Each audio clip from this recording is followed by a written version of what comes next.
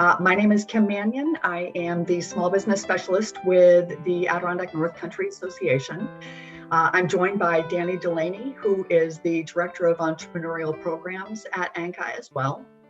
And I just want to welcome you all on this kind of gloomy fall morning. I want to acknowledge that you're being proactive about potentially moving to the next chapter.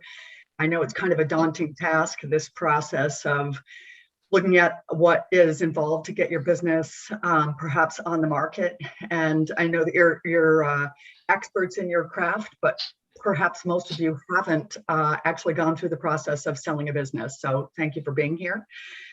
We are going to break the process down in kind of this step-by-step order. And hopefully when we reach the end of today, you'll feel better about the whole thing. So I am going to share my screen here. Let's get back to here. And we're going to go like this. Alrighty. And Danny, if you can just keep an eye on the waiting room if other folks join, that would be fabulous. Alrighty. Okay. We talked about the Yeah, we talked about confidentiality, so please write like anything that you hear today, if you wouldn't mind, obviously keeping it confidential. We have Danny and I.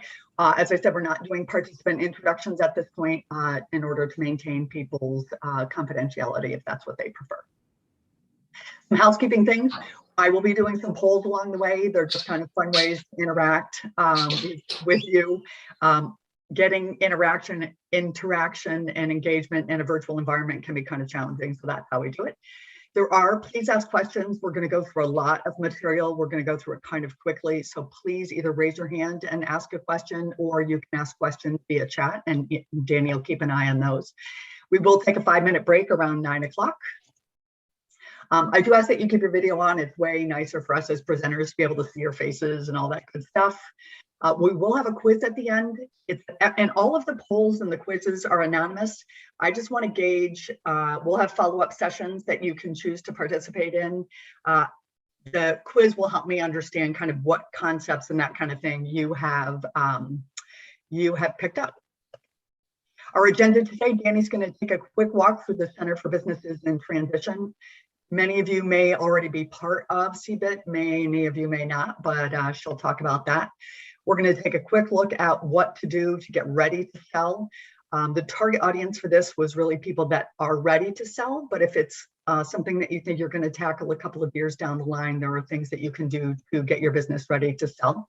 We'll look at the selling process, this idea of building your team, the folks that are going to surround you and help you get through this process.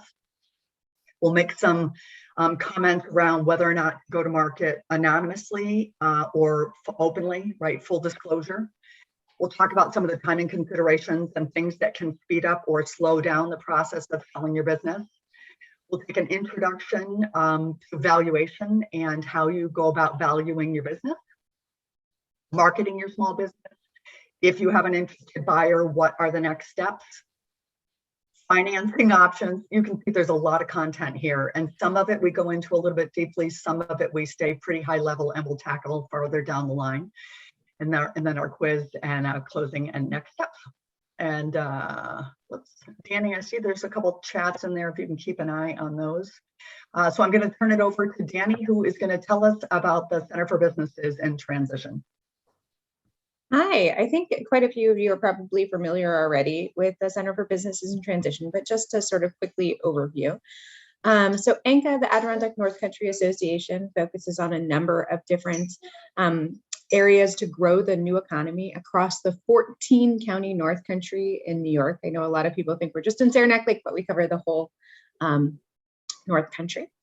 And a couple of years ago, we put together a regional economic analysis to look at different economic development strategies, right? But one of the things that came out of that was the assessment of having 10 to 16,000 business owners throughout our region that are of sort of baby boomer age. So may or may not be looking to transition their business in the next 5-ish, 10-ish years. So we recognize this is a really huge issue and wanted to come together to think about ways that we could, in partnership, work with other agencies and businesses to help business owners who are thinking about transitioning and aspiring entrepreneurs who are thinking about taking over a business. Although we call it a center, it's not really it's not in one place. We have liaisons throughout the region at a number of our different chambers of commerce or industrial development agencies, planning offices. It's a evolving partnership that continues to build resources to keep our businesses open and our main streets bustling, so to speak. Next slide, Kim. So we offer a menu of options, matchmaking services with potential buyers, access to planning tools, connection with existing services. And we don't just work with folks who are looking to sell publicly. We also talk to people who are thinking about intergenerational family transitions or conversions to employee ownership, like the Ward Lumber transition that just happened, which was a worker co-op with 55 different folks taking over that business. If you are looking to sell, publicly, we do have a lot of resources for that, but we have resources for folks who are looking for employee transfers as well.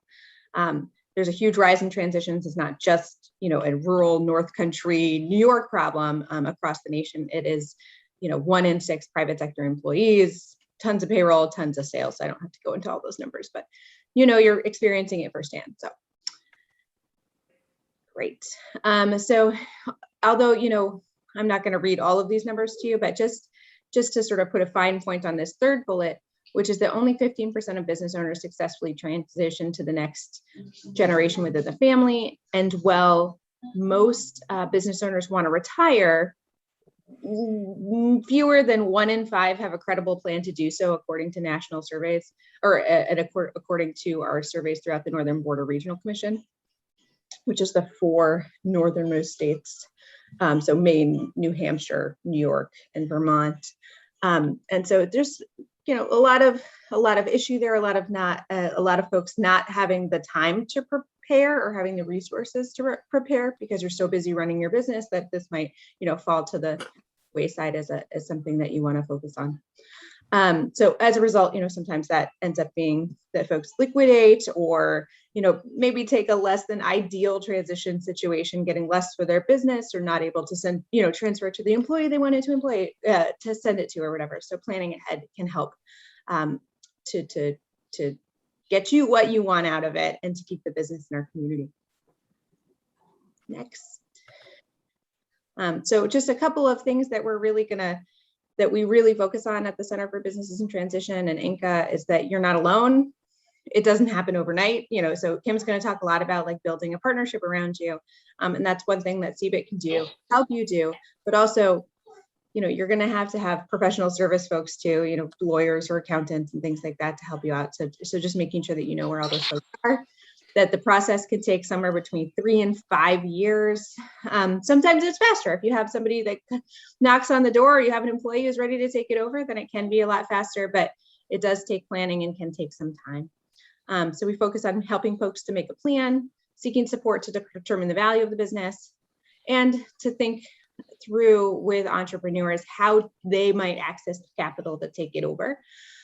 This is a huge hurdle I'm sure some of you have thought about already, but if somebody wants to take over your business, who maybe doesn't have great credit, or maybe they don't make a ton of money every year and they don't have $20,000 for a down payment in savings, helping them to overcome that by identifying gap financing in their region, talking to you about owner financing, the highs and lows of that option, and really sort of putting together all the different options that might lead to a successful transition in terms of making the money part work. It's an emotional process. We recognize that, and that it's not just about, this business and what it says on your spreadsheet. This is something that you've put together over a number of years, and that for many folks is as important to them as their family or their baby. It's something that, for 20 years you put your heart and soul into. And so trying to recognize that and having that part of that conversation is really important to us. Kim already talked about this twice. So respecting privacy and confidentiality as folks want it. And to recognize and point out to folks that transitioning businesses does come with costs, whether that's your CPA or lawyer, or if you're getting a full-on valuation, which Kim will talk about a little bit more later to sort of recognize and identify those costs up front. Okie dokie. Thanks, Danny. Thanks for being here. Alrighty, we're going to go with our opening poll. Oh no. We're logged in from another device. You're polling. Danny, that would be awful. How am I logged in from another device? Danny, can you, sorry guys, obviously can you get to the top and see the polls? Danny? Look, I can see polls at the bottom. So are they activated? Is that good? Can you see it now?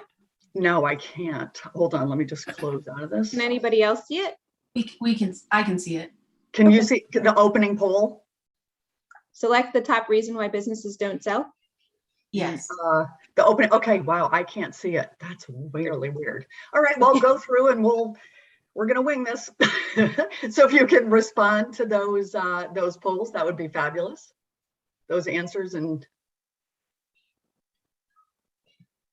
are we getting answers, Danny? This is very strange. Yeah. Oh, so there's somebody else on our staff that's on through the Adirondack North Country. Is that Olivia or Zach maybe? No, it's probably me. Oh, you're just on two devices. Weird. Okay. So you can see the polls, but I can't. Hold on. Okay, well, you're gonna have to let me know. So what are the answers? What are the questions and what are the answers? Yeah, we're good. So select what you believe are the top reasons why businesses don't sell. No, it's the opening poll. Well, we can do that one too. All right, well, that's the one I have up. Okay, perfect. So what do they have as the top reasons? Lack of buyer, the top one is poor seller preparation, Okay. 71%. Great. 57% said sellers' unrealistic expectations. Okay. Unreasonable non-financial demands, which is 43%, so pretty high up there. Lack of buyer preparation as 29% and personality conflicts at 14%. Okay, cool. We'll take a look at the results from a study that was done. Can you do the opening poll? Yes. Yep. All right. Opening poll. This is where I'm at with selling my business. Planning to sell. If they can hopefully see that poll and respond. Okay, let me hit launch and we should be good to go. Here we go. So weird that I can't see it though.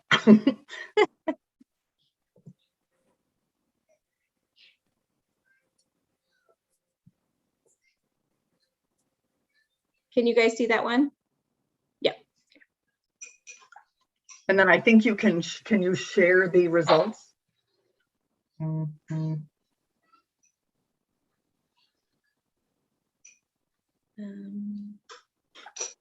Giving folks a few more minutes to fill that one out because there's a few questions there. Yep, 3 questions. One is where are you at with selling your business? Comfort with spreadsheets, and there was one more. And valuation. Yes. Just helps me gauge kind of some different things as we go through. Okay. All right, I'm going to end that poll and launch it. That's okay. If you didn't get to it, that's okay. You can write your answers in there, but in the chat if you want. Let me see. So I don't know. Can maybe Kim, you can't see them, but I can read them. Okay. So where are folks at with selling their business? So 4 out of 7 employees or 4 out of 7 business owners are planning to sell their business down the line. Okay. 1 out of 7 is planning to put it on the market within the year. Okay. 1 out of 7 is on the market confidentially. Okay. And 1 out of 7 is on the market openly. Okay, cool. The valuation of your business done. The first answer was yes, and I paid to have it valued. 0 people. Okay. Yes, and I didn't pay to have it valued. 2 out of 7. Okay. No, 5 out of 7. So okay, awesome. And then click on the spread level of comfort with spreadsheets. And level of comfort with spreadsheets is pretty even across the board. 3 out of 7, yes. 2 out of 7, kind of. 2 out of 7, not really. Okay, perfect. Well, there we go. Thank you. It just kind of gives me a sense of where we're at. Alrighty, so let's have a quick reality check. It's commonly known that only 20% of businesses actually sell. That is businesses that go on the market. That is not great news. The good news is that by going through this process and planning and becoming knowledgeable about the process, you can really control, or at least help control, a lot of the reasons why businesses don't sell. And that was that poll that Danny went through. And I don't exactly remember what you thought were the orders, but I did think that you got unrealistic expectations on the part of the seller. This study showed that 33% of the reasons why business don't sell is that the sellers are unrealistic about what their business is valued at. And the pros believe that it's actually even higher at 50%. Lack of buyer preparation.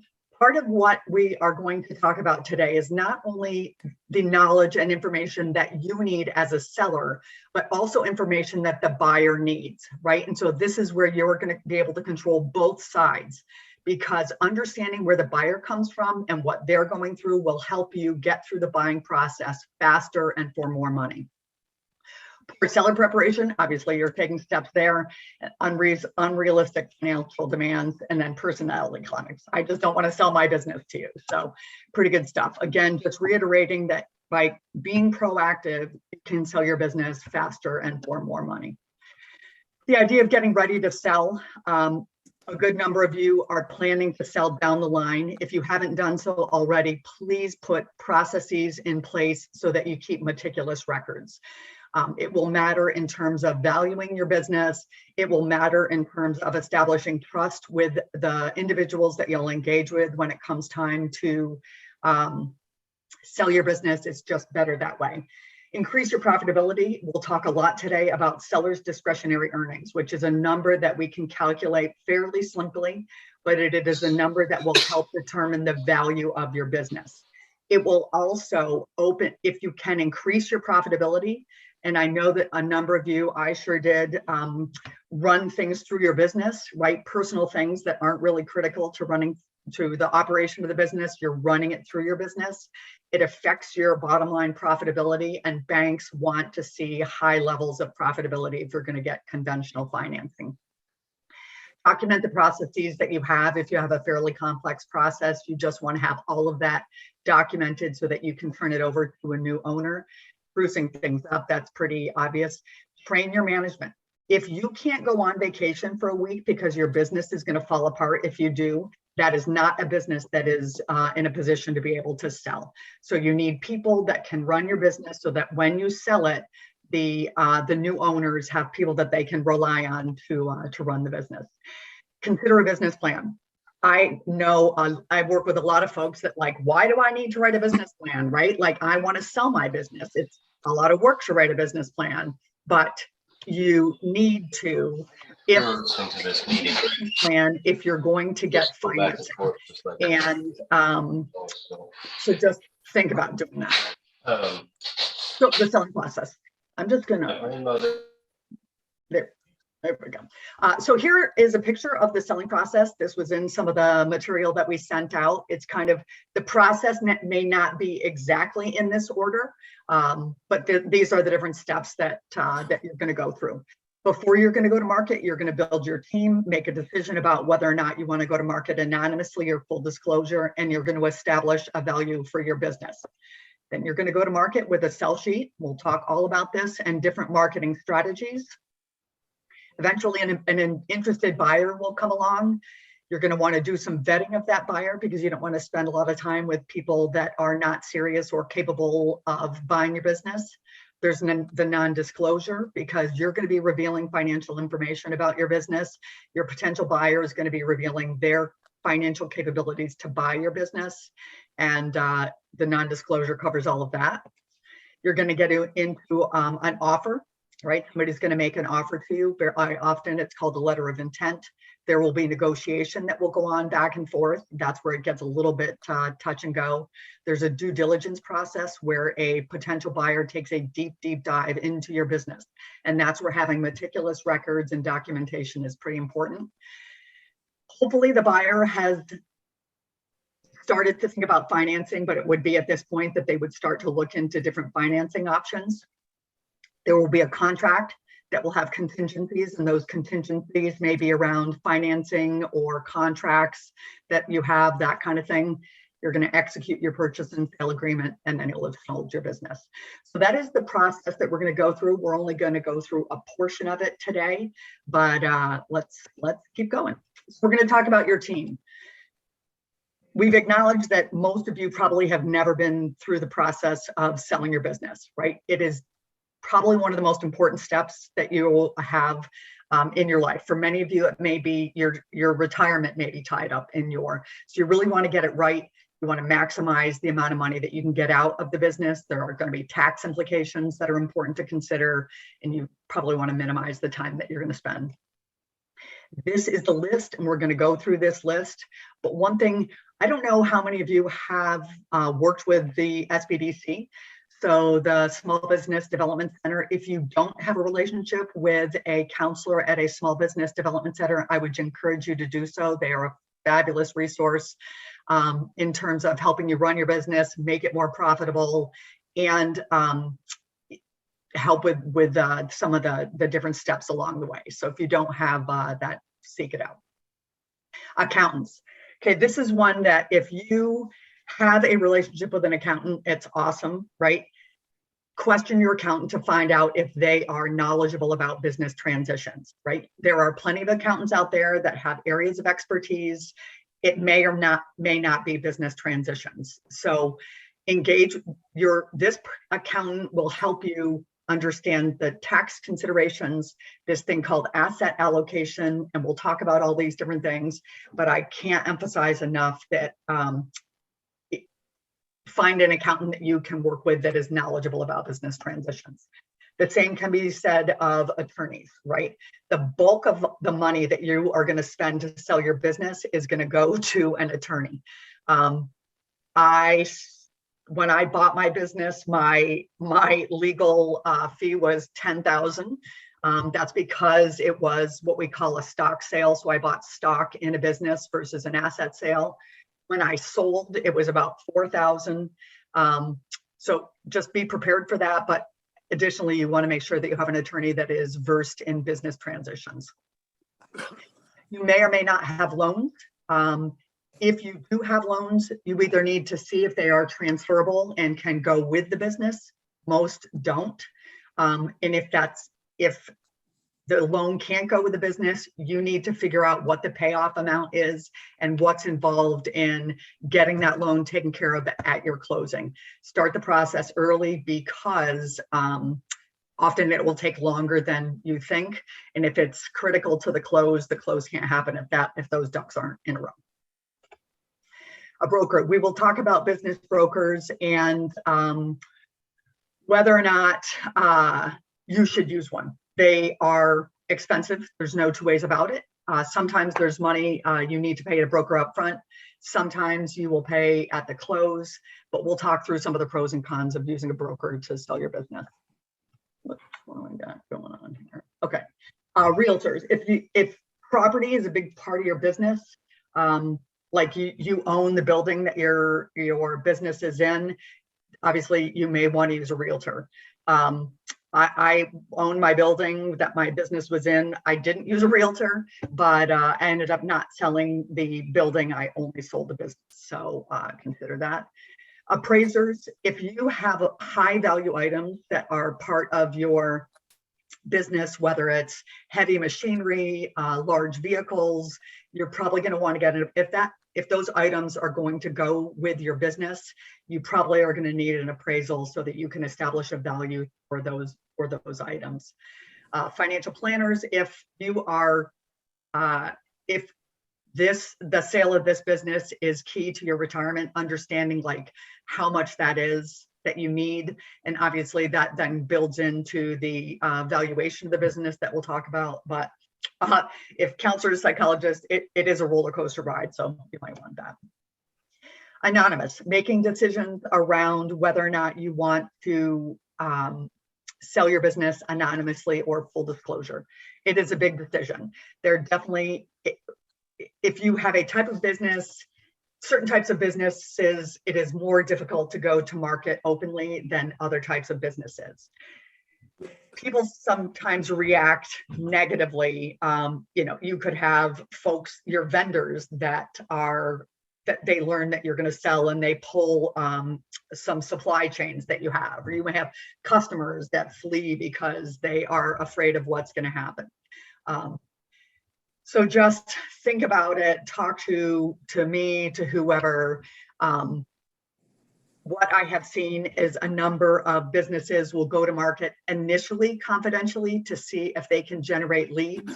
And after a time, not turning up buyers, they go to a more of an open market. Again, just referencing my own experience when I bought my business, everything was confidential. The employees did not know until after we closed and we showed up, and they were a little flabbergasted, but and then when I sold, I was full disclosure. So again, just different choices, and certainly it will affect the timing. If you go to market anonymously, the process to sell your business will take quite a bit longer. The kinds of businesses that are best is if your business is a few large transactions, right, where there's a couple key clients, probably not one that you want to go to market full disclosure. If the owner is super critical to the success of the business, and then if you're dealing in sensitive kinds of stuff, I think we talked about that. If you want to maintain a certain level of anonymity, you may want to set up a separate email account, set up a separate Skype phone number. You're not going to want to have, this is all kind of common stuff, but timing considerations. The process definitely takes time.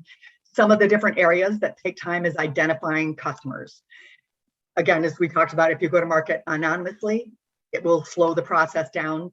If the valuation that you have on your business is too high, like anything, it will take longer to sell. That's kind of a no-brainer.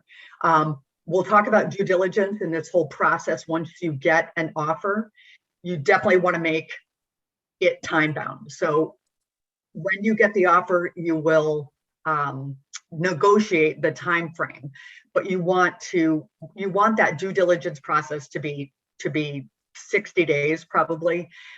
Personally, I know I dragged my feet because I had to write a business plan and that took forever, and my seller was getting frustrated, and it's because the letter of intent and the due diligence period was not time bound. And then financing. We'll talk about seller financing at some point or today, but lining up financing can take quite a bit of time. So it definitely varies wildly, as Danny said. It's 6 to 12 months, it takes longer. There are things that you can do that can accelerate or slow down the process. And we'll talk about those throughout the day. So valuation, I know this is kind of like a daunting thing, but let me just take a look. Okay, great. Oops. Okay, so valuation poll. Annie, can you launch our valuation poll?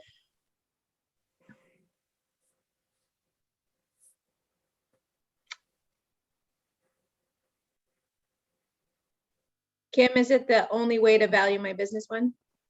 Yes. Okay. There's a poll on your screen. The only way to value my business is to pay a professional. True or false? Give everybody a few minutes.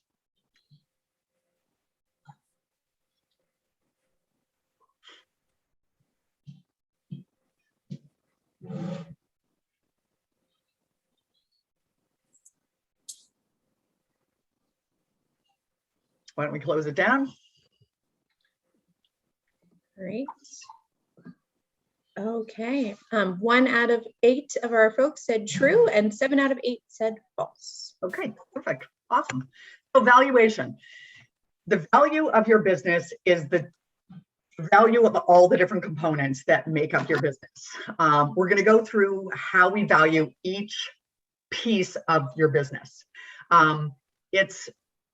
People perceive it as really complicated, but when you break it down into bite-sized pieces, it's actually very doable. And I will walk you through step by step how you value your business. There are instances we will go through and do what we call a rule of thumb valuation. It is a valuation that is a fair market valuation. It is meant to enable you to sell your business. There are instances where a very complicated, very expensive valuation is necessary. If there are issues around stock, transitioning your business to your family, things like that. But for the most part, the valuation process that we will go through is what you will need to be able to sell your business. So I love this. The asking price is what the seller wants. Selling price is what the seller receives. Fair market value is the highest price the buyer is willing to pay and the lowest price. That is the foundation of our approach to valuation. There are different components of your business that need to be valued. We have goodwill, inventory, furniture, fixtures, and equipment, other, which we'll talk about, and that all of those components add up to the value of your business. Goodwill is the non-tangible aspect of your business. Inventory is the stuff you sell. Some businesses are going to have a lot of inventory. The inventory could be half the value of the business. If you're a service-oriented business, you're not going to have very little inventory. Furniture, pictures, and equipment. This has always cracked me up. They call it personal property. I'm not entirely sure why they call it personal property, because it's not personal property. It's your business property, but it is different from real property. Real property is the real estate. Personal property is all the stuff that's basically not nailed down. And the other is you may have an e-commerce site that is very expensive and adds value to the business. There may be an app that you have, contracts, different things that will add to the value of your business. And all of those components add up to the value of your business. And you will end up with a range. And we will go through, and if the high end of the range is $500,000 and the low end is $375,000, we will go through and go through a process to validate the valuation and see what makes sense. It is definitely it's an art. There's some science to it. There's metrics that we'll use, but there are things that we will use to determine with this range where you end up and what price you want to start with. As I've said before, if it's priced too high, it will not sell. And then there's the real estate. A lot of you are going to have real estate that is part of your business, and you'll need to make some decisions around how you want to go to market. Would you be willing to sell the business only?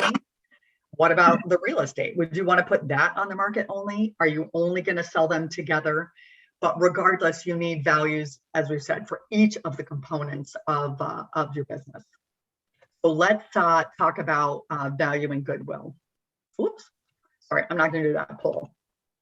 So goodwill is basically, as we've said, the non-tangible piece of your business. It's your profitability, it's your history, it's your reputation, it's your customer base, it's all that stuff that make up a business that has been going on for many years successfully.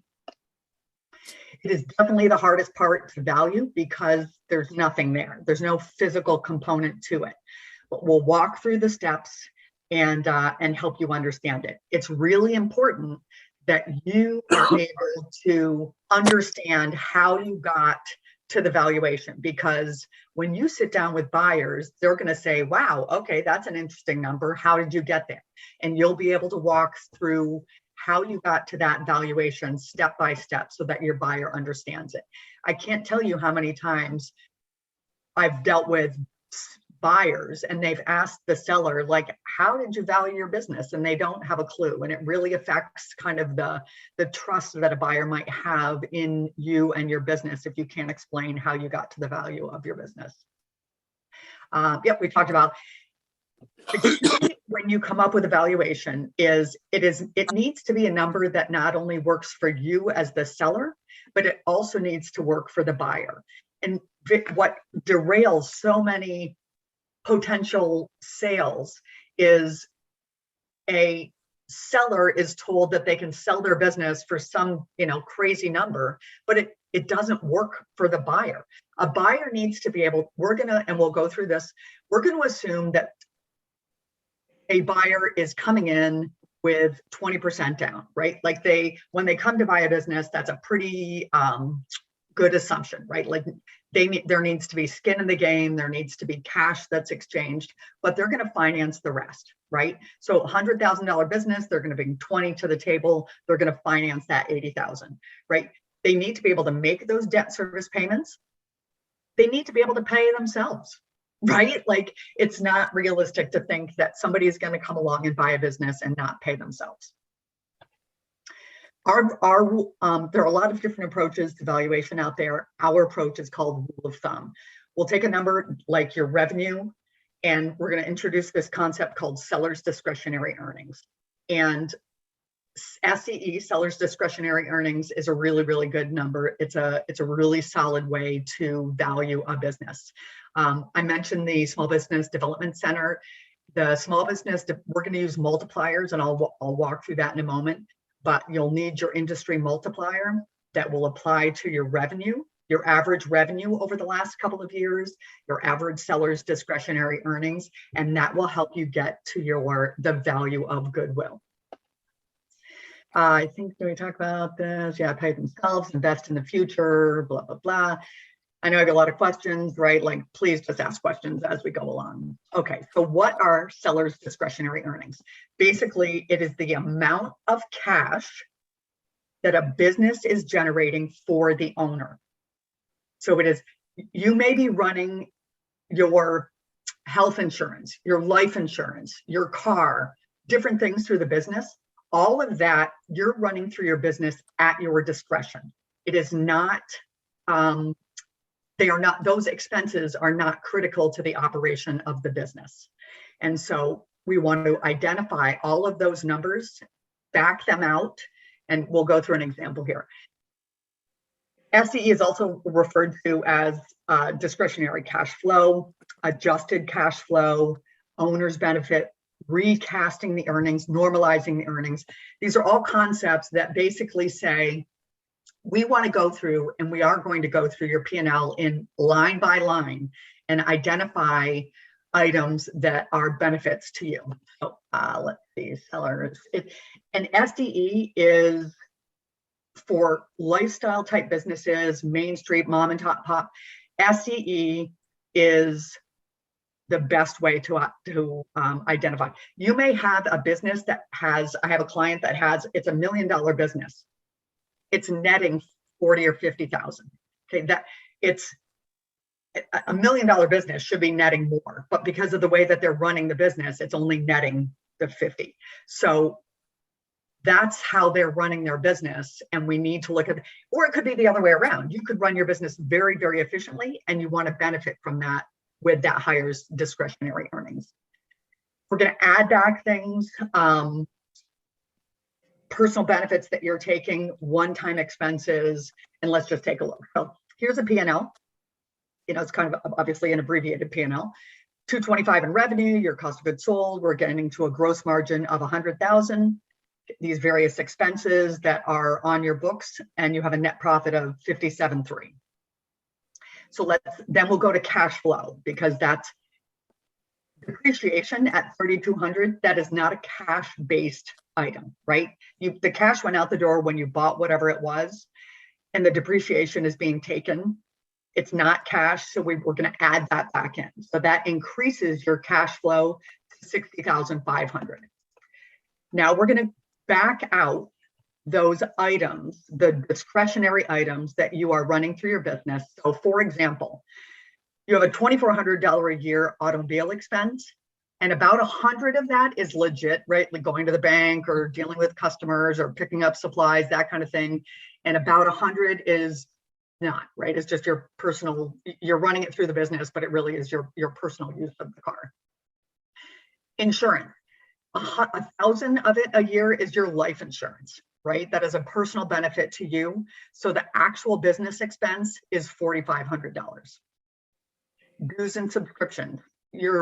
I had a ski bike and board shop. I ran my gym membership through it. It was $50 a month or $600 a year. So that if we just deduct the 600 from 2,200, the actual business expense is 1,600. So those are all personal expenses that you're running through your business. Then we want to look at these one-time expenses. So in this instance, we have a $10,000 kind of catch-all. 2,000 of that is a website that was built. Okay, that's a one-time expense. You're not going to be expected that the business will need that going forward. So your actual business expense is 8,000. If we take all of those, we adjusted the automobile from 24 to 1,200, insurance, etc. Our seller's discretionary earnings goes to 65,300. So and I will work with you for anybody that wants to, and we will go through your P&L line by line for the last 3 years and identify these personal expenses that you're running for your business. And I'm not the IRS, right? Like I'm not here to judge, right? I just want to help you get to the seller's discretionary earnings. It needs to be documented, right? So that's something that we'll go through. But as I said, it's a great way to value your business. We'll look at revenue as well when we do the valuation, but SDE is a really, really good way to do it. So now that we have the SDE, we're going to apply an industry multiplier. And that multiplier you're going to be able to get from the Small Business Development Center. It's industry specific, and we'll look at a valuation guide in a moment. But you would take, let's say we had seller's discretionary earnings of 55,000. Your industry multiplier is 1.5. So we multiply that 55 times 1.5, and your Goodwill valuation is 82,500. So, when you break it down, and that's it, right? We'll go through the process of valuing your furniture, fixtures, and equipment and inventory, but that's how you value Goodwill. And it's fairly, it's not that hard when you break it down into this kind of step-by-step process. The multipliers, they're industry and size specific. The greater the risk of the business, the lower the multiplier, or the flip side is the safer a business is perceived, the higher the multiplier will be. And small businesses, unfortunately, are considered quite risky and they are discounted. Here's just a general range. If your SDE is, well, you can read the numbers, right? The less than 100, it's lower. Over a $500,000, your multiplier gets much higher. And again, so here is an example of a valuation guide, right? These come from an organization that is, obviously, they maintain these things and they go through. So here are some of the different rule of thumb multipliers. We have an annual inventory, 20 to 30% of your inventory. So of your sales, so if you're doing $1 million, the low end would be 200,000, high end would be 300,000, and these different multipliers. You can see the 1.5 to 2.5. I talked about a range, and that's kind of an example of a range. So here is specialty retail and a florist to give you a picture of how these multipliers are different for different industries. You can see, the range is 15 to 20 on specialty retail, up to a high of 30 to 35. And the same is true with the seller's discretionary earnings. So you can see the multipliers are very industry specific. So we will go through. For those that want to, we will go through and normalize your earnings or recast your earnings. We'll calculate the valuation. We'll work together to do that, and then we'll validate the valuation. Any questions? Any comments? There is one in the chat. Okay. So do you include an owner's salary for the work done in this calculation? Yeah. So definitely, and we'll go through in detail some of the different things. An owner's salary absolutely gets added back. If there are two owners and they're both taking salaries, we need to make some adjustments because we can only take the one salary. We would, let's say the second owner is making 50,000. They could be replaced by somebody making 35,000. We make those adjustments. And there could be family that are being paid too much or too little. There could be adjustments if you own your building and you're paying yourself an inflated rent because you can avoid the payroll taxes that way. We would make adjustments for what market rent would be. There are steps that we go through too. And this is why people perceive it as pretty complicated. But when we break it down and kind of, again, go through line by line, it's understandable. Yeah, great question. Sell sheet. Okay, so you have your valuation and now you need something to go to market with your business. The sell sheet is going to be basically the foundation of your marketing efforts. It's basically a resume for your business. It's going to put your best foot forward. It's going to highlight the opportunities. Actually, let's go through it here. Yeah. So this is just something that I put together. Most of the marketing that you're going to do in this day and age is going to be web-based. You're going to want a nice tight headline and tagline that talks about how awesome your business is and your profitability and opportunities, that kind of thing. Talk about the location of the business. If you're going to market anonymously, you may just list your county, because if you're the only, let's say, Vietnamese restaurant in Plattsburgh, that would be too, people would be able to figure it out. Key financials, we'll talk about what you want to include. Some people choose to go to market full disclosure on the financials. Other people don't want financials shared until there's a non-disclosure. So we'll talk about that. Employee information, full-time, part-time, seasonal, this and that. Some descriptions of your facilities, competition that's in your market and where your place is in that competition. And one of the big ones is growth and expansion opportunities. I work with a lot of business owners who are kind of in cruise mode, right? Like they've run their business for 30 years and the business is doing great, but maybe they're not going as hard as they used to, and there are opportunities to grow your revenue. And the analogy that I kind of give is you're looking at a house, right? And you're like, oh, this house is nice. And you're like, oh, I'm going to paint that room and I'm going to change this and I'm going to change that. And all these opportunities to purchase. And 5 years later, you've done one of them, right? Similarly, somebody that is going in to buy a business is going to see all the different opportunities and the opportunities to grow the business, and what they do with them is up to them, but kind of showcasing and monetizing those opportunities is important.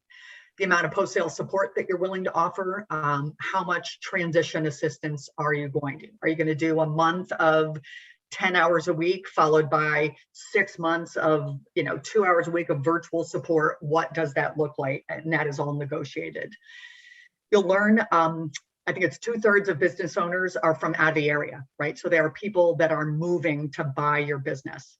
And, if you're from the North Country, we live in a beautiful place. So you want to showcase how awesome the North Country is. And then contact information that will be contingent upon whether or not you've decided to go to market virtually or, full disclosure. Yeah, we'll go through that in a lot more detail and how, just words to use and different things to emphasize and that kind of thing. Kim, before you move on, we do have one more question in the chat that might be worth answering now, if you don't mind. COVID has affected one of our participants' bottom lines in the last 2 years. Can that be adjusted, or how do you look at that? So I don't include 2020 in the valuation. For a lot of businesses, 2020 was horrible, or well, 2019, yeah, 2019, 2020, 2020, 2021. It was up, it was down. For few businesses were not affected by the pandemic. I generally show those numbers, but I don't include them in the valuation because they're an anomaly. And then we look at 2021, right? Are you trending back to what it looked like before? We can make some decisions around, you'll share the numbers, and I generally put them in red so that a prospective buyer can see what those numbers were, but I don't include them in the valuation. Great question. I say knowledge is power. That's a little bit too much, but the more that you can understand about the process and your buyer, potential buyer, it just helps to establish trust, put some things in perspective. So we'll take a quick look. Hey, Danny, so our demographic poll. Buyer demographics or something. Income of a buyer of a business is 100,000. I have no idea.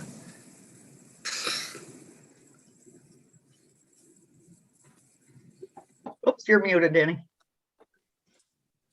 All right, it should be launched. So on average, the household income of a buyer is more than $100,000. And most buyers have children. Yeah, just to kind of like, I don't know.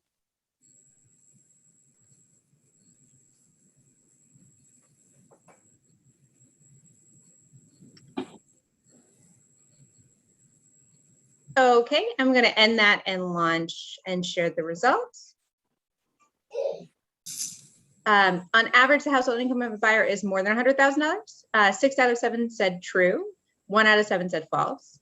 Okay. Most buyers have children. 6 out of 7 said true. 1 out of 7 said false. Wow. Okay. So yeah, whoops, I gotta go back to let's take a look. So household income, over half of buyers make less than $100,000, right? So these are folks that are scrimping and saving to put money away to be able to buy, right? They're not, by and large, folks that have tons and tons of money. So again, just kind of being sensitive to who may be looking to buy your business. And they make less than buyers, make less than business owners. They want the opportunities that business ownership can present to them. And 71%, over half don't have kids, right? So these are folks that can come into your business. They are raring to go. They can capitalize on whatever opportunities there are. So I thought these were kind of interesting things. So the most challenging part of buying a business, it's not, I would have thought like coming up with a down payment, that kind of thing. It's actually finding the right business to buy. And so what's kind of interesting is the statistic shows that 20% of businesses that are listed actually sell, but then buyers say, I can't find the right business to buy. So being very proactive about getting your business in front of the eyes of people that are going to buy it is super important. And very often buyers don't really know what they want. When I bought my business, I was looking at childcare opportunities. I was looking at retail. I just knew that I wanted to buy a business. And so don't have preconceived ideas about who might be the perfect buyer for your business. Buyers want profitability, and so do banks. Here's what's interesting is buyers want opportunities that they can capitalize on. Unfortunately, banks only look at the history. They don't look at the opportunities. You know, a business plan is going to look at capitalizing on those opportunities, and there's value in that, but bankers are very conservative and they only look backwards, really. As we said, about 2/3 of buyers come from outside your area. So emphasize any advantages that your area might have. Low cost of housing, you know, just finding the right people that would make it. It is definitely a roller coaster. Kind of like when you buy a house, you go in and, you know, you have an inspection done and you look at ways to knock down the price. Similarly, and you really kind of have to brace yourself for this, a buyer is going to look for faults in your business. And as you negotiate, it is not a fun process sometimes. So just kind of be prepared for that. So we'll go quickly through marketing and then we'll take a 5-minute break and then we'll come back. I don't know about you, you know, you think marketing to me is one of the most vague, hard to track things about, and you think long and hard about it. We don't put a lot of effort or thought into how to market your business, right? Only because it's not something you do. So we're going to talk about it. Actually, you know, why don't we take our break now? Because I realize that we're going to go into this kind of whole thing about different customers that you might have for your business and how the transaction might go. And I appreciate that some of this may be relevant for some, but we'll go through it fairly quickly. Alrighty, so who might be your customers? You're going to have potential opportunities inside your business, and you're going to have potential opportunities outside of your business. So family, there's not a lot of success with businesses transitioning from one generation to the next. And the farther down the line you go, the less the success rate is. But the number one reason is that people don't plan, and you just need to plan. With family, you definitely need to plan well in advance. A family transition is one of those transitions where you will need a certified business valuation, and there are a lot of IRS rules and regulations around it, and tax implications and consequences and that kind of thing. Sometimes money changes hands, sometimes it doesn't. But I would say, and this is just a general comment for everybody, I don't care who you start interacting with, treat it like I don't want to say a stranger, but just treat it more formally than you might think you need to.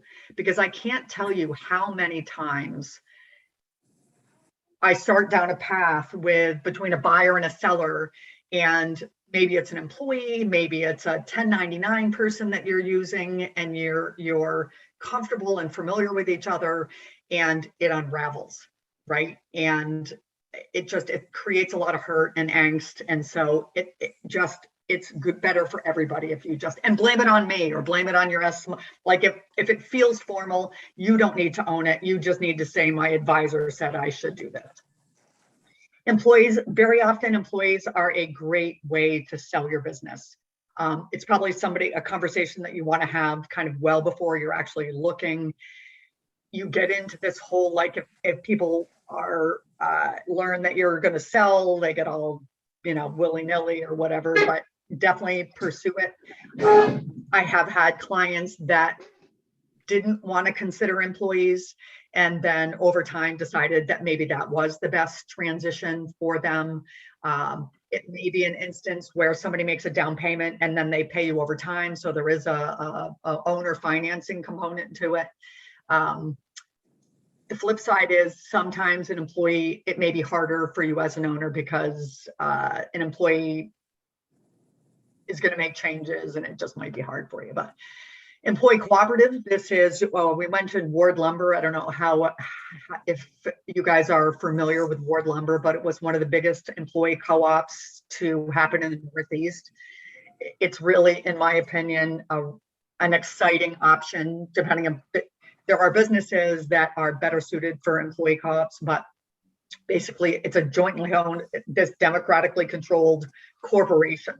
And what's really exciting about it is the metrics, everything from profitability, productivity, resiliency, layoffs during downturns are all much better with employee-owned businesses. Membership-based corporation. It takes a little bit to understand how they get set up, but employees can become members. They buy in, and the shares could be as little as a couple thousand to 20,000. They get a portion of the income. Anyway, I just wanted to put that there because there aren't a lot of them in the United States. I think there's 700, but it's a really exciting opportunity. Considering marketing outside your business. Competitors, obviously they know your industry. And there are a lot of economies of scale that are built when you have multiple businesses under a single administration. When I looked to sell my business, I absolutely went to every ski, bike, and board organization, business within a certain area to see if they would be interested in buying my business to kind of give them, a mini chain. You can find them through, obviously you would know, but if yours is a business that can be across a broader region, you can go to trade organizations, that kind of thing. I sent letters to my competitors. When and if they respond. One of the challenges with putting your business on the market is you could get competitors that come in and inquire about your business only because they want information about your business, right? They're your competitors. So you really need to kind of interview those competitors to see if they're really sincere and what other businesses they're looking and that kind of thing. And obviously you get into some issues around confidentiality when you're potentially working with competitors. Other folks could be suppliers that you interact with, contractors, customers. You know, I had a number of customers that came to me and were interested in buying my business. I was a customer of Maui North, the business that I bought. And so they, you know, they enjoy or are knowledgeable about what you sell, that kind of thing. Let's see, other entities, let's see. Yeah, again, just this idea of dealing with serious buyers and vetting. Is this my next? No, we'll talk about vetting and how you do some initial vetting of buyers, right? Because you don't want to waste your time with individuals that aren't serious and or capable about buying your business. But working your network, again, you get into confidentiality issues, but definitely bankers, your accountants, attorneys, they deal with businesses every day, all day. They may be aware of individuals that are looking to acquire a business. Chambers, they obviously have their ear to the ground and are some of the most knowledgeable about different opportunities to buy or sell. There are different professional organizations that, and again, this is when you had your sell sheet that you could go to and talk to about the opportunity to buy your business. And as I said, you need to make some choices around confidentiality. If confidentiality and anonymity is important, I would absolutely consider a broker, because getting the word out about your business in a completely anonymous or confidential way is challenging. There are definitely fees associated. Brokers make between 8 and 15% of the total value of your business. There may be upfront fees. Different brokers work differently. Some brokers will ask for a certain amount of money upfront because there are marketing efforts that go on, and then there's a back end fee when you close the business. They may ask for an exclusive, where no matter how similar to a home, no matter how your business sells, they have an exclusive for a year. It is hard for smaller businesses because there's just not a lot of money involved, and it is way harder to sell a business than it is to sell a piece of real estate. So it's very often it's hard to find a broker that is knowledgeable about your kind of business, that has the customer base that they can share your business with, that kind of thing. The upside is brokers they do this for a living, so they understand the various steps along the way. They can potentially screen the buyers that come and express interest, so that you're not trying to figure out, is this person serious about buying my business? They negotiate a lot, right? And they can be the voice of reason during negotiations. When I bought my business, there was a broker involved, and the broker was able to help the seller understand the offer that I put forward and what it meant, and they can be an intermediary. And it's possible that they earn their money. You hope that they do, right? Like anything, you're paying them to sell your business. It's like anything. It's just, it's a choice that you need to make. And one of the bigger things is, by using a broker, it really lets you focus on running your business, and they focus on helping to sell your business. Realtors, that's a trickier one. There are realtors out there that don't know the first thing about how to value or sell a business. Obviously, that's not who you want to work with. But there are realtors out there that specialize in real estate that also contains a business, and that would certainly be an option. The flip side is, if you have real estate and that's you have a $500,000, $1 million piece of real estate that your business is housed in, and the building is worth more than the business, obviously that is an instance where you would probably want to get somebody involved. So can I just add a little quick point to the yeah, real of course, Danny. So in the North Country, there's not a lot of real estate agents or realtors who have like specifically say, oh, I sell businesses, but that doesn't mean they haven't, because there's just not enough commercial properties often to make that full-time job for them. So it is a good question to ask outright, right? Like, even if you don't see that they have a business for sale right this moment, they may have sold 15 businesses in the past. So even if just be mindful and make sure that that's part of the conversation, because a lot of our business owners in the North Country do double, triple duty, as you know. Terrific. Thank you. Yeah, jump in anytime. Absolutely. So this idea of vetting your buyers, if you're deciding to go to market without a broker, you are going to need to vet your buyers. You don't want to waste a lot of time on people that are not the right fit or that aren't capable.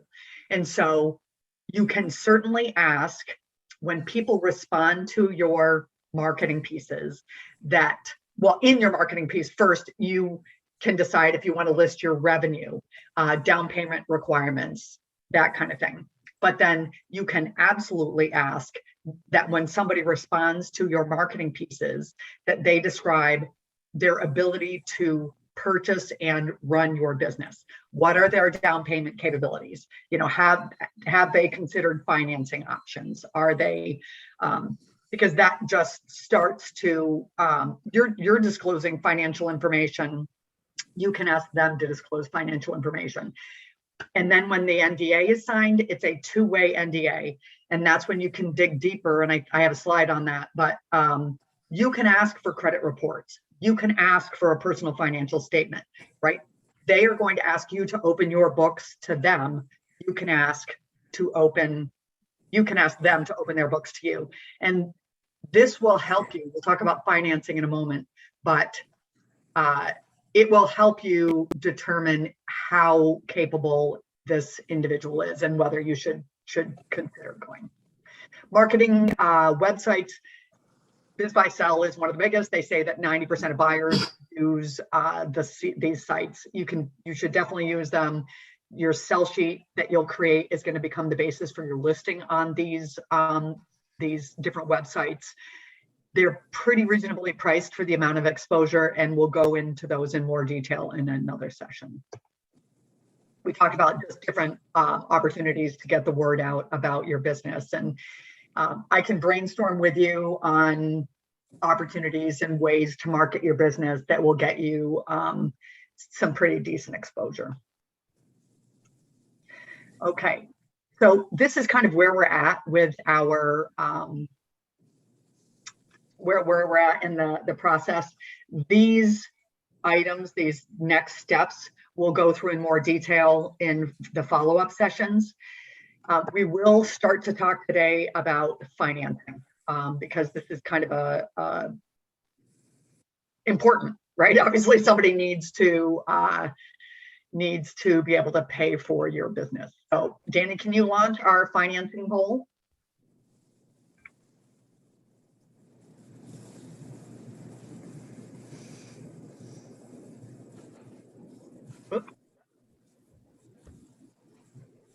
Okay, seller financing. Sellers don't usually have to provide seller financing, holding paper when they sell their business. True or false? So seller financing, just so that people understand, it's where you act as the bank or a lender so you basically loan a buyer money.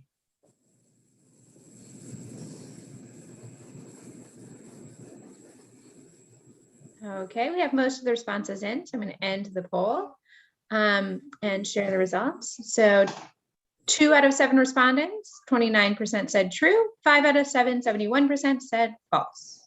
Okay, so we are definitely opening some eyes.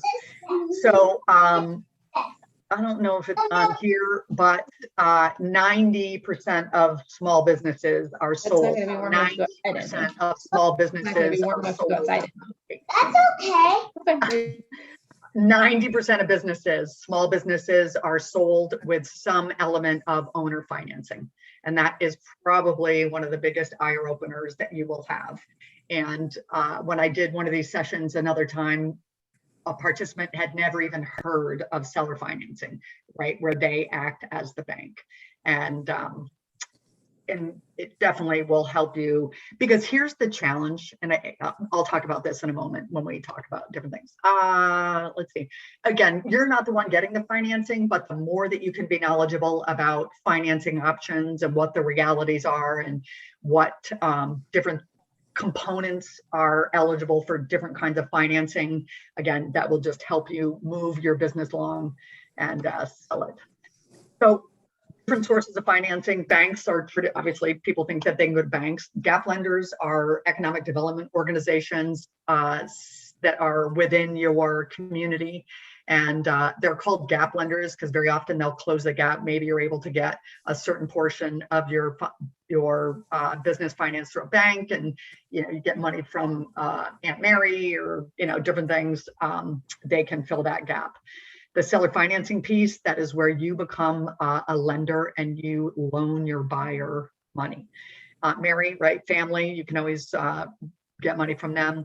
Home equity loans or lines of credit, you can, depending upon the credit of the buyer, if they have $100,000 in equity in their home, they can generally get about $70,000 or 70% of the equity that somebody has in their home. They can borrow against that, so they can put they can use their home as collateral.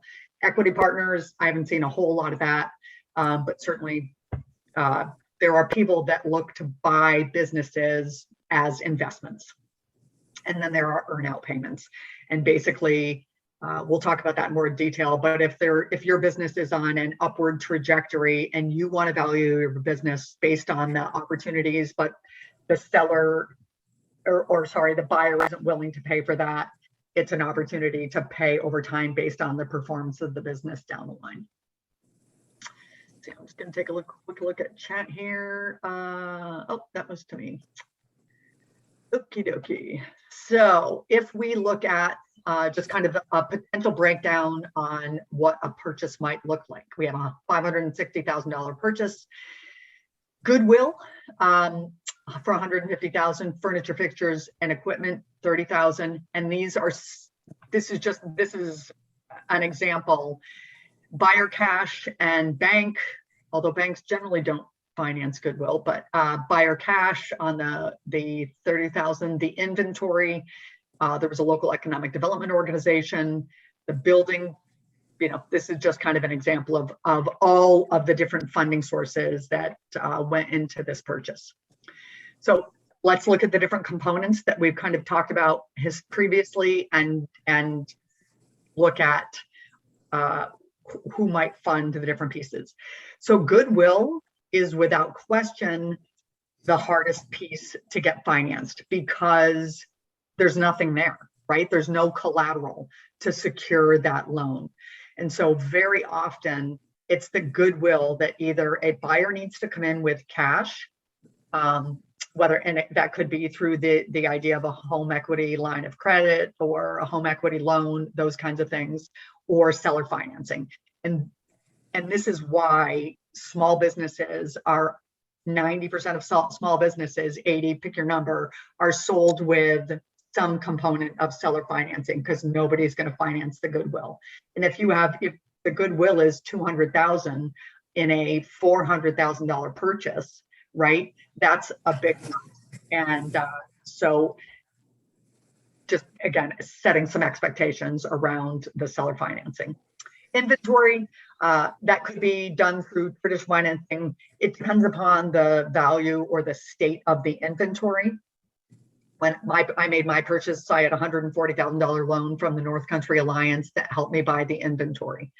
And so different components. The furniture, fixtures, and equipment, similarly, it depends on the value and the value of the collateral to the lender as to whether or not they would be willing to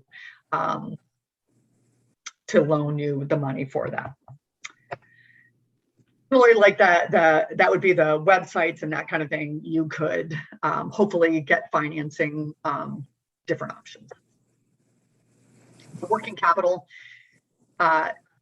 seasonal businesses, right? And I will talk about this at another time, often have huge deficits, right? If you are let's say, for example, a summer hotel, right? You need to make it through the winter, still paying your mortgage, your utilities, and that kind of thing. And you need a certain amount of working capital in order to be able to get through those slow months. And that's just important to consider. It also affects the timing of when your business might be purchased, right? Because if somebody's going to buy your business going into a slow time, they need that additional capital if they're going to be successful in running your business. And then real estate, often banks that is the piece that they are most willing to do, because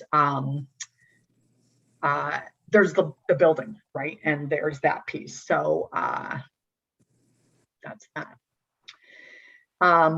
We talked about the fact that, you know, in most cases, they're going to obtain financing from a number of different sources. And in a follow-up session, we will go through in quite a bit of detail what's involved in these different aspects of financing. Okay, so Danny, we charged through this stuff, so we're going to finish a little bit early. So where we're at, I just want to kind of gauge where we're at with this, and we can review the answers. So Danny, if you can launch our, I think I called it like a quick quiz or final quiz, or it should be near the bottom. And again, hopefully you guys are figuring out that all of these polls are anonymous. And the quiz is launched. Cool. It's just 10 questions. It's killing me that I can't see the results. Sorry. Yeah, I don't know, who knew? I'm not gonna lie, it's my first foray into using polls. So apparently I have a lot to learn. Oh,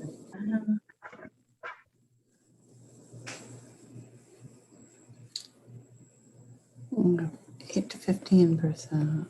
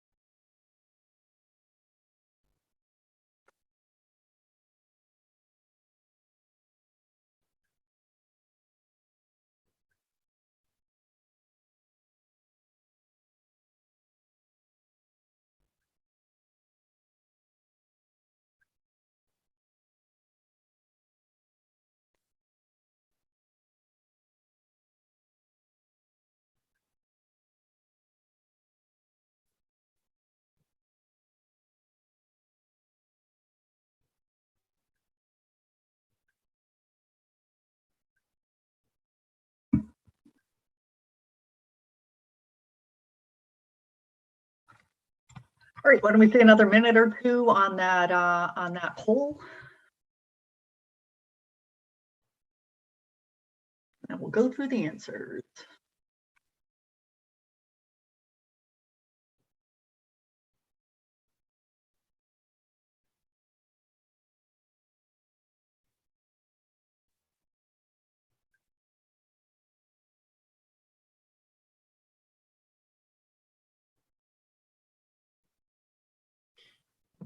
Okay, looks like we have just about everybody. Cool. All righty. So Danny, you're going to have to, since I can't see it, read the question and give me the breakdown on the answers. Okay, so number 1, sellers' discretionary earnings are net profits. We had 2 people vote for that. Normalized earnings 4, and gross margin 2. Okay, so sellers' discretionary earnings are normalized earnings. So the process, you take your net profit and you add back in those items that are personal in nature. And so it's a process of normalizing the earnings to come up with sellers' discretionary earnings. So we will go through that. As I mentioned, I have a spreadsheet that I will share with you. And for those of you that are less familiar or comfortable with spreadsheets, I can work with you more closely. For folks that are more comfortable with spreadsheets, I'll share the spreadsheet with you and you can go through. We take 3 years of P&Ls, tax returns, either one, whether it's something you kick out of QuickBooks, and we'll back out we'll go literally through line by line and identify expenses that you are running through your business at your discretion. These are not expenses that are critical to the running of the business. And we go through and I can do that with you. So yes, normalized earnings was the answer. Great. Number 2, sellers provide owner financing what % of the time? And 100% of our respondents said over 80. Okay, awesome. Yeah, I know that's an eye opener. And I will be honest, when I bought my business, I had no idea. I would have negotiated way, way harder for the seller to offer financing. So there you go. You're a step ahead of me. Okay, next question. Number 3, to sell your business, business brokers charge what % of the value of your business? 4 to 7%, 1% answered. 8% to 15%, 7 out of 8 of respondents, and no one voted for over 20%. Okay, awesome. Yep, that is it. It varies wildly. There's a certain, depending upon how complex or the value of the business, but yeah, that 8 to 15% is what brokers charge. And it will be up to you to decide if it's worth the money for you. All righty, next question. In response to marketing efforts, is it appropriate to ask a potential buyer to describe their ability to buy and run your business? 100% of our friends said true. Okay, awesome. Yes, that is the initial vetting that you'll do and making a determination if it's a good fit and if it's worth your time to pursue discussions, to open your books, to do an NDA, that kind of thing. Awesome. And I'll also just put in a little plug here. If the person that you're talking to seems like a really good fit, but they're just not ready or they have issues with that financing thing, please send them along to us and we can try to get them ready if they seem like they might be a good choice. 5, due diligence should be left open-ended from a time perspective. 1 person said true, everybody else said false. Yeah, you definitely want to be 60 days. So the buyer is going to want more time, right? Because they're going to want as much time as they need to be able to dig into your business. We'll talk about due diligence and what's involved in a follow-up session, but this is, you definitely want it time-bound as the seller so that it doesn't drag on forever. When you go into due diligence, a seller will make a deposit, okay? So just briefly to talk about it at a high level, somebody makes an offer to you. It's generally in the form of what's called a letter of intent. It is a non-binding document. We'll talk about the pros and cons of you writing the letter versus having your buyer write the letter. At that time, there will generally be a down payment, a deposit that is made. And with that deposit, you are going to take your business off the market. Right? You're not going to engage with any additional buyers for a set amount of time. And you obviously want that set amount of time to be as short as possible, right? Because 1, you want to get the business closed. And 2, if this is not the one that's going to buy your business, you want to get it back on the market as quickly as possible. Great. 6, the multiplier used to value a business is higher, the riskier the business. Half and half said true, half said false. Okay, all righty. So the multipliers are what determine the value of the goodwill of your business. The riskier your business is perceived as being, the less value it has. So a safe business is going to have a higher multiplier. A smaller, more volatile business is going to have a lower multiplier because it's going to be valued at less. So the riskier the business, the lower the multiplier. And unfortunately, small businesses are often perceived as risky, so they'll have lower multipliers. Seller's discretionary earnings is net income plus inventory plus taxes. Nobody voted for that. Net income plus all business expenses less inventory, 2 out of 8. Net income plus cash items such as depreciation, et cetera, that was 6 out of 8. Yeah, the non-cash items, but yeah, cool. Okay, so we're getting there on understanding seller's discretionary earnings. Yeah, it is net income. You're adding back the non-cash items such as depreciation, and then all of the owner's benefits that you're pulling out of your business to get to that seller's discretionary earnings. That really is key to valuing your business. So cool. You as a business owner need to pay someone to value your business. True or false? One person said true, 7 people said false. Perfect. And it is kind of a trick question because depending upon who you expect to sell your business to drives whether or not you need to pay somebody to have your valuation done.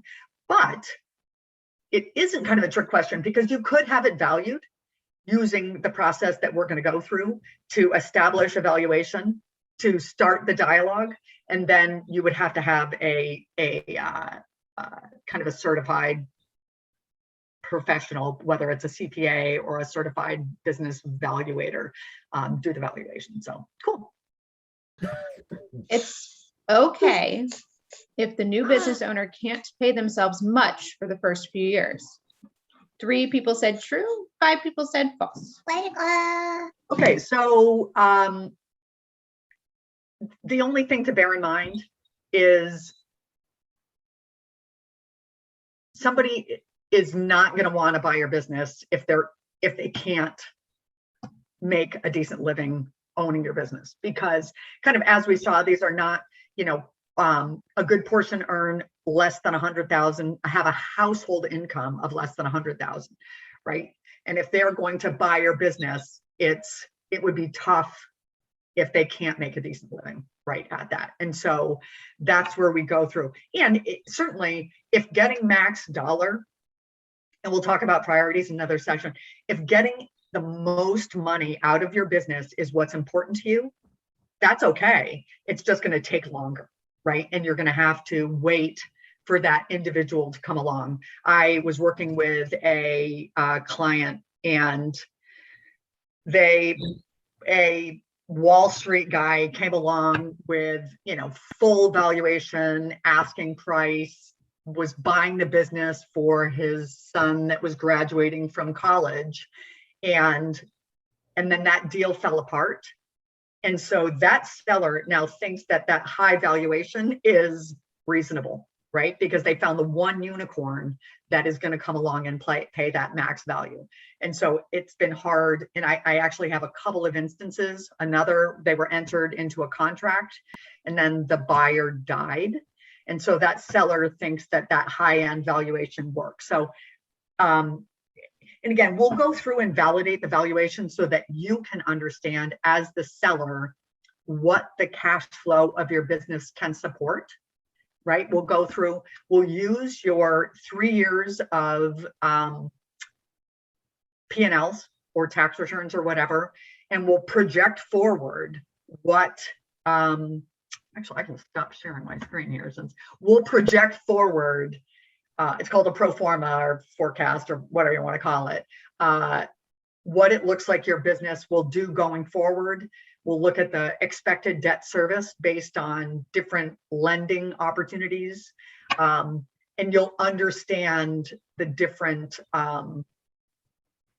scenarios that could play out in terms of you and how you want to sell your business. Because, like, for example, if you're going to hold paper, and we'll look at a number of different examples, like 3 years. Some sellers will hold paper for a year, some will hold paper for 3 years, some are willing to hold paper longer, because obviously the longer the term, the less the payments per month or year, right? And then it makes it cash flow. And just again, understanding those different financing options becomes super important in terms of you when negotiating with a potential buyer.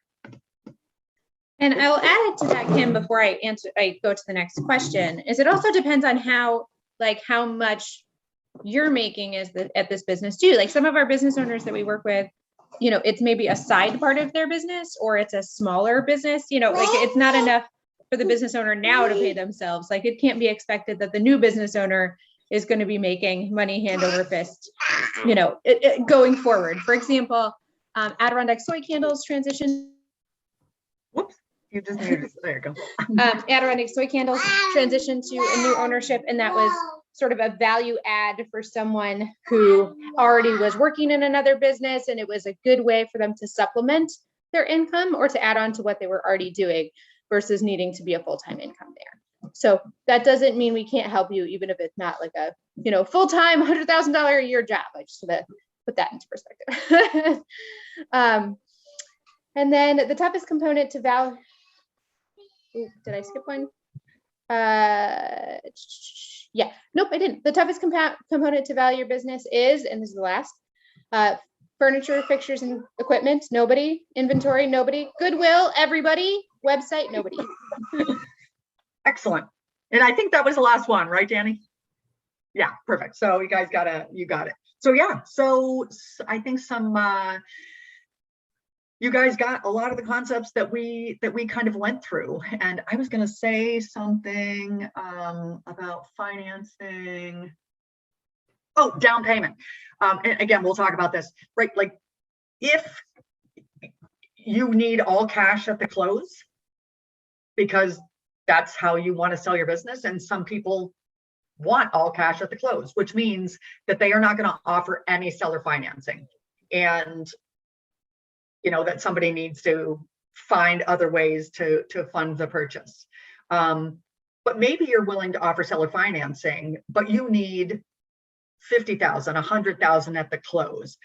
And that might be something that you work with your financial planner on to determine, like, how much money do I need at the close versus your willingness to hold paper and what that looks like. And there's a UCI filing that you do. Like when somebody holds paper, it's documented, right? Like it's filed with the Secretary of State, like it's official. So it's not just you get personal guarantees and that kind of thing. So, there's risk involved certainly, but it will certainly help you sell your business faster. So, I believe that was the end of.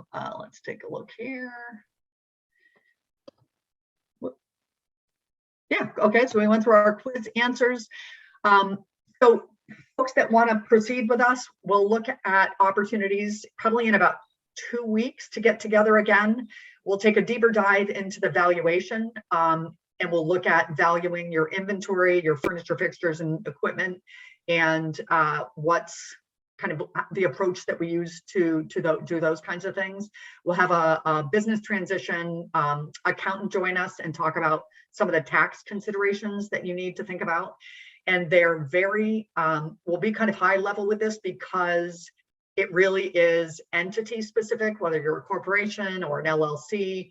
What's good for the buyer is generally not good for the seller, but there are definitely tax implications to how you structure your deal when you sell it, and just good stuff to have. We'll go through creating and selling using your sell sheet, legal aspects, negotiation strategies. We'll dig into some of these different things, and I can work with you one-on-one on putting your valuation together and selling your business. So I will follow up with all of you on that. And yeah, I just want to thank everybody. I know you've been asking questions as we go, but if anybody has any kind of closing comments, general feedback, certainly feel free to share it or put it in the chat or anything like that. And Danny, do you have anything else you want to? Yeah, I'll just do a quick plug if that's okay while people are thinking of questions. So the Center for Businesses in Transition and the Center for Pandemic Response are two programs that we have at INCA. If you are interested in getting an energy audit of your business, if you are interested in signing up for some marketing and website programming or talking to us about grants that are available for businesses through our Center for Pandemic Response program, we will also be sending around follow-up materials for that. And so, you know, investing in your business as you're thinking about selling is always still a really good idea. One of our most successful transitions that just occurred through the Circle Court Motel. One of the things that made it appealing to the new buyers was that the business had a brand new website that we helped them get last year. So these are some of the things that we can help you make sure that your business is, you know, up to snuff, energy, marketing wise, that kind of stuff. And we have more services around that. So we'll be following up with you for some of those additional add-on kind of things if you'd like. Any other questions, folks?